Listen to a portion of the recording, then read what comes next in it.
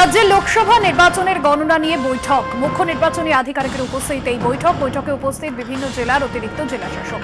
বৈঠকে OC election EVM এর দায়িত্বে থাকা আধিকারিক।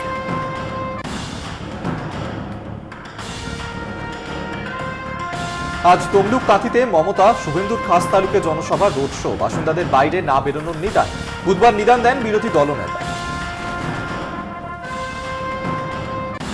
কালকে ঠগি পিসি আসছে হলদিয়াতে,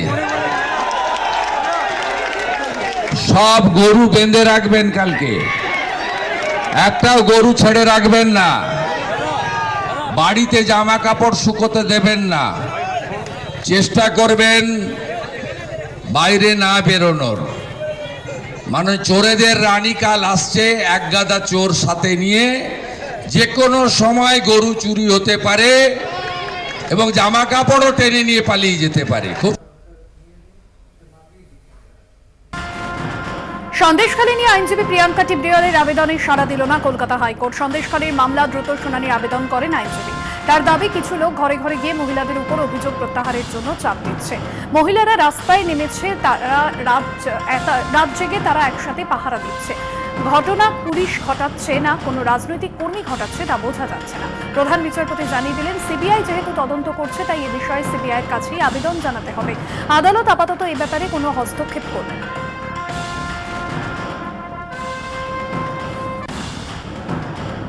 ফের বসিরহাট আদালতে আনা হলো পিয়ালি দাসকে। অন্য মামলায় বিজেপি নেত্রীকে আদালতে পেশ। 14ই মে 7 দিনের জেল হেফাজতের নির্দেশ দেয় আদালত।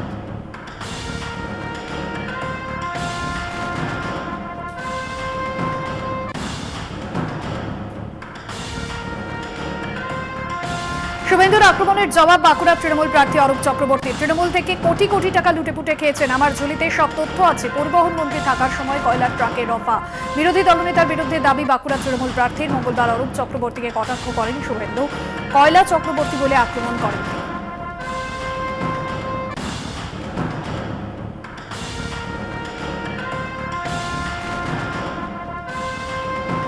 প্রার্থীকে, প্রার্থীর নাম হলো কয়লা চক্রবর্তী। গোটা বাঁকুড়া জেলায় তৃণমূল আসার পরে যত অপকর্ম হয়েছে, এই চুরির নায়ক হচ্ছে তৃণমূল কংগ্রেসের এই প্রার্থী। আপনি দেখবেন মেজিয়া থেকে শুরু করে যত কয়লা, তার সঙ্গে এই ভদ্রলোক যুক্ত। বাবা সংসদ, ছেলের সংসদ, আরেক ছেলের সংসদ, 10 বছর ধরে তৃণমূল কংগ্রেসের লুটে পুটে খেয়ে 4খানা পেট্রোল পাম্পের মালিক হয়েছেন, কোটি কোটি টাকা রোজগার করেছেন। আর নিজের চোখ, নিজের মুখ, নিজের আয়নায় দেখায় আমি তাকে অনুরোধ করব, আমার কাছে ঝুলিতে অধিকারী বাবুর অনেক তথ্য আছে। কারণ আমাদের মন্ত্রিসভায় যখন তিনি ছিলেন, তিনি যে কুকীর্তি করেছেন, আমি তার উত্তর চাইব সুভাষ বাবুর কাছ থেকে। তিনি কি জানেন? রানীগঞ্জ থেকে আসানসোল, আসানসোল থেকে দুর্গাপুর, দুর্গাপুর থেকে হুগলি, হুগলি থেকে হাওড়া। তিনি যখন ট্রান্সপোর্ট ডিপার্টমেন্টের মন্ত্রী ছিলেন, 1000 ট্রাক আটক করা হয়েছিল কয়লা লোডের। সেই 1000 ট্রাক 1 মাস ধরে আটকে রাখা হলো। অধিকারী বাবু শুনছেন তো? সেই ট্রাক 1 মাস পর ছেড়ে দেওয়া হলো। কিসের বিনিময়ে? কি অধিকারী বাবু উত্তর দেবেন? তারপরে কি হলো? রোপা হলো। কার সঙ্গে রোপা? রোপাতে বেগতিক হয়ে গেল। যখন কয়লার টাকা পাওয়া গেল না, তিনি তৃণমূল ছেড়ে বিজেপিতে যোগদান করতে দৌড়ে চলে গেলেন। উত্তর 24 পরগনা জেলার ঠাকুরনগর ঠাকুরবাড়িতে মধুবর্ণা ঠাকুরের অনশন 4র্থ দিনে পড়ল। মমতা বালা ঠাকুর সকালে প্রচারের আগে এবং সন্ধ্যার পরে প্রচারের শেষে এসে অনশন মঞ্চে বসছেন। মধুবর্ণা ঠাকুর জানিয়েছেন, যতদিন পর্যন্ত সঠিক বিচার না পান ততদিন পর্যন্ত অনশন চালিয়ে যাবেন। মধুপর্ণার দাবি, বাবা কপিল কৃষ্ণ ঠাকুরের সমস্ত কাগজপত্র থেকে শুরু করে যাবতীয় নথিপত্র সব রয়েছে ওই ঘরে। 7ই এপ্রিল থেকে তালা মারা অবস্থায় পড়ে রয়েছে ঘর। অভিযোগ, শান্তনু ঠাকুর তালা ভেঙে নিজে তালা লাগিয়ে দিয়েছেন। ঘরটি কপিল কৃষ্ণ ঠাকুরের ঘর বলে দাবি করেছেন মধুপর্ণা ঠাকুর ও তার পরিবারের লোকজন। ভোটের প্রচারে আমার যেতে হচ্ছে, তার কারণ হচ্ছে যে 24 ঘন্টা একটা মানসিক যন্ত্রণা নিয়ে আমি বাইরে ঘুরছি, যে আমার মেয়ের কখন কি হয় সেটা নিয়ে। আপনারা দেখতে পাচ্ছেন যে তার যে শারীরিক অবস্থা, তার অবস্থা খুবই খারাপ। ডাক্তারবাবুরা এসছে, যে তারা সেটা দেখছে, এবং আমরা চাই যে মানুষের কাছে এই বিচারটা হোক, যে মানুষ আর কত দিন আমরা এইভাবে থাকবো, পথে ভাসবো। রাজনীতি হিসেবে তারা ক্ষমতায় এসে বিজেপির আজকে হার মাত্রা আজকে আমার ঘর থেকে বের করে দিল, আমার বাচ্চাদের বের করে দিল। তারা আপনারা দেখতে পাচ্ছেন যে আজকে বিচার চাইছি আমরা সারা ভারতবর্ষের কাছে, পশ্চিমবাংলার মানুষের কাছে। বিজেপির বুথ সভাপতির রহস্যজনক মৃত্যুকে ঘিরে থানায় বিক্ষোভ। পূর্ব বর্ধমান জেলার মন্তেশ্বর সেলিয়া গ্রামের ঘটনা। জামনা অঞ্চলের 168 নম্বর বুথের বিজেপির সভাপতি অভিজিৎ রায় বুধবার রাত থেকে নিখোঁজ থাকার পর বৃহস্পতিবার ভোরবেলায় তার দেহ একটি গাছে ঝুলন্ত অবস্থায় দেখতে পান গ্রামবাসীরা। বিজেপি নেতার দেহ মন্তেশ্বর থানায় আনা হয়। মন্তেশ্বর থানার সামনে বিজেপি কর্মীরা বিক্ষোভ দেখান।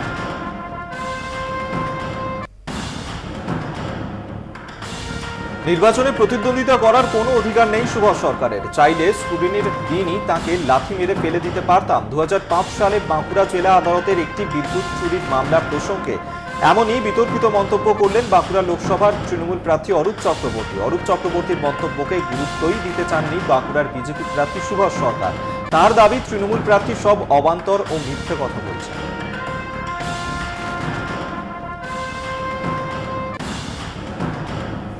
আমি সুভাষবাবুকে অনুরোধ করব, এইভাবে মিথ্যা প্রচার করবেন না। যদি করেন, আপনার যে পোস্টে লড়াই করছেন, আপনার পোস্টটা বেআইনি। আমি স্কুটিনির দিনে আপনাকে লাথ মেরে ফেলে দিতে পারতাম। কারণ কি জানেন? কোনো আসামি সাজা কাটলে সেই আসামিকে নির্বাচনে দাঁড় করানো যায় না। ওনার সমস্ত অবান্তর কথায় এ কথার কোনো উত্তর হয় না। আগে উনি এটা সামলাক, তারপর দেখা যাবে। সন্দেশখালীতে প্রতিবাদী মহিলাকে অপহরণের চেষ্টার অভিযোগ। বিজেপি নেত্রী প্রিয়াঙ্কা টিব্রিয়ালের কাছে সন্দেশখালী তৃণমূল নেতা দিলীপ মল্লিক সহ আরও বেশ কয়েকজনের বিরুদ্ধে অভিযোগ জানান ওই মহিলা। বুধবার সন্ধে তাকে বাড়ি থেকে তুলে নিয়ে গিয়ে মুখ বেঁধে পুকুরের পাড়ে খুন করার চেষ্টা করা হয় বলে অভিযোগ। মহিলার চিৎকারে প্রতিবেশীরা ছুটে এলে দুষ্কৃতীরা পালিয়ে যায়। 3 অজ্ঞাত পরিচয়ের বিরুদ্ধে ধর্ষণের চেষ্টার মামলা রুজু হয়েছে সন্দেশখালী থানায়। আমাদের বাইরে কুকুর ডাকছিল বলে আমি বাইরে বেরিয়েছিলাম। বাইরে বেরোনোর পর কেউ এসে মুখটা চেপে ধরে। তারপরে আমি কিছুই কাউকে চিনতে পারিনি। না চিনতে পারার পর আমাকে টানতে টানতে নিয়ে গেছে। আমি পুকুরের খোলে পড়ে গেছি। ওখান থেকে আবার টেনে নিয়ে আমাদের মাঠের অফ সাইডে ঘেরির আমাদের ওইখানে, যখন আমার মেয়ে মা মা করে ডাকছে, তখন মুখটা বেঁধে দিয়ে ওইখানে কুকুর চেঁচামেচি করছে, তখন আমাকে ওইখানে ফেলে দিয়েছে। তখন আমি ভয়ের ত্রাসে ওইখানে পড়ে গেছি। তারপরে উঠে আমি যখন ডাকছি, তখন সবাই খোঁজাখুঁজি করছে। তারপরে আমি আস্তে আস্তে হাঁটতে হাঁটতে সাইডের দিকে এসেছি। আসার পর তখন বাড়ির লোক এসে আমি কান্নাকাটি করছি। তখন সবাই বাড়ির চারিদিকে শব্দ হচ্ছে শুনে সবাই বেরিয়েছে। আমরা এত আন্দোলন করেও ওনারা আমাদের কোনো প্রোটেকশন দেয়নি, আমাদের সহযোগিতা করেনি। আজকের সেটাই আজকের মা বোনেদের, যেটা আমরা এতদিন লুকিয়ে এসেছিলাম সম্মানের ভয়ে, আজকে সেই সম্মানে গেছে। আজকের ভারতবর্ষের প্রত্যেকটা মানুষ জেনে গেছে যে সন্দেশকালীর মা বোনেদের সম্মান, এর উপরে তাদের সংগ্রাম লুট হচ্ছে, তাদের নির্যাতিত। সারা ভারতবর্ষে বিজেপি 200 আসন পাবে না, আমি দায়িত্ব নিয়ে আপনাকে বলছি। তাই পশ্চিমবঙ্গে সন্দেশখালী নিয়ে মানুষের মা বোনেদের বাংলার সম্মানকে নষ্ট করার চেষ্টা করছে।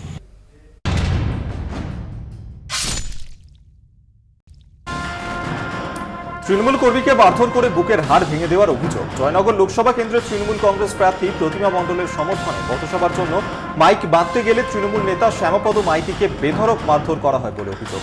বিজেপি কর্মীদের বিরুদ্ধে এই অভিযোগ। কুলতলি বিধানসভার দেউলবাড়ি গ্রাম পঞ্চায়েতের শ্যামনগর মোড়ের ঘটনা। পাল্টা বিজেপির অভিযোগ, তাদের সক্রিয় কর্মী জগদীশ সরকারের কয়েকদিন ধরেই অসুস্থ।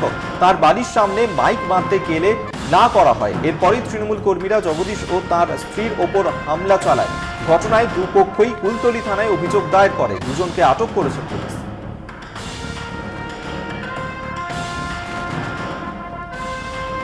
ভারতীয় জনতা যুব মোর্চার সাধারণ সম্পাদক বিশ্বজিৎ বিশ্বাসের বাড়িতে দুষ্কৃতী হামলা। বিশ্বজিৎকে মারধর, তার মা, দাদা ও ভাগ্নির উপর চড়াও হয় দুষ্কৃতীরা। বুধবার রাতের ঘটনা। আলিপুরদুয়ারে 15 নম্বর ওয়ার্ডের সুভাষপল্লীর ঘটনা। আলিপুরদুয়ার জেলা হাসপাতালে 3 জন ভর্তি, একজনের অবস্থা গুরুতর। আলিপুরদুয়ার থানায় অভিযোগ জানানো হয়েছে, বিশ্বজিৎকেও মারধর করা হয়েছে।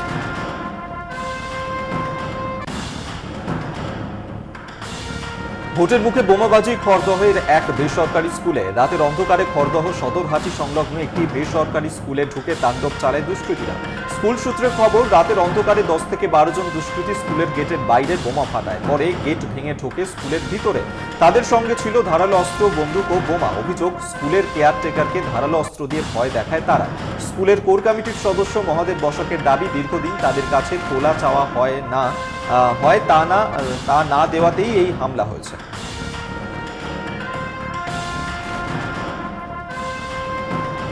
বৃহস্পতিবার সকাল সকাল নিউ ব্যারাকপুরে প্রচার সারলেন দমদম কেন্দ্রের তৃণমূল কংগ্রেস প্রার্থী সৌগত রায়। তার সঙ্গে ছিলেন নিউ ব্যারাকপুর পুরসভার প্রধান প্রবীর সাহা এবং সহ তৃণমূল কংগ্রেস সভাপতি সুখেন মজুমদার। জয় নিয়ে আশাবাদী সৌগত রায় জানালেন, নিউ ব্যারাকপুর পুরসভার অঞ্চলে উন্নয়নের নিরিখে তিনি বিপুল ভোটে জয়ী হবেন।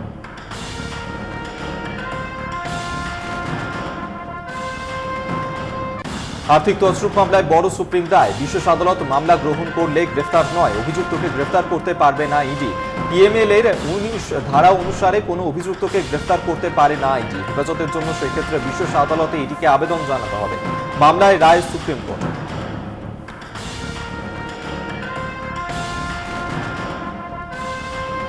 ওড়িশায় বিজেপির জাতীয় সভাপতি জেপি নাড্ডার রোড শো মিছিল থেকে ওড়িশার মুখ্যমন্ত্রী নবীন পট্টনায়ককে আক্রমণ নাড্ডা। তিনি বলেন, ওড়িশার মানুষ এবার মন স্থির করেছেন যে এবার তারা নবীনজিকে বিশ্রাম দেবেন এবং বিজেপিকে জেতাবেন।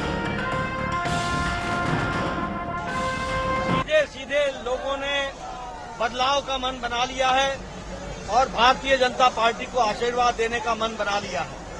आदरणीय प्रधानमंत्री मोदी जी के नेतृत्व में लोग लोकसभा के लिए एक तरफा फैसला दे रहे हैं और ये कोई बड़ी बात नहीं है कि सारी की सारी लोकसभा की सीट भारतीय जनता पार्टी की झोली में मोदी जी के नेतृत्व में आए।